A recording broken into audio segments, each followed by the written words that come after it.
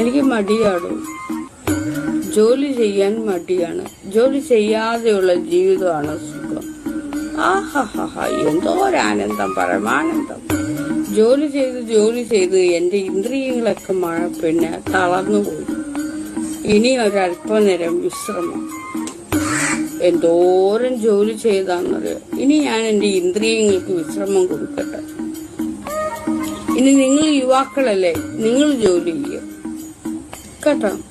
നിങ്ങൾ എന്നെ എന്തൊക്കെയാ വിളിച്ചത്? തള്ളച്ചി, മുതുക്കി, കിളവി അല്ലേ? കളവിമാരെ കൊണ്ടൊന്നും ജോലി ചെയ്യിപ്പിക്കരുത്. ഇനി നിങ്ങൾ വേണം ജോലി ചെയ്യേണ്ടത്.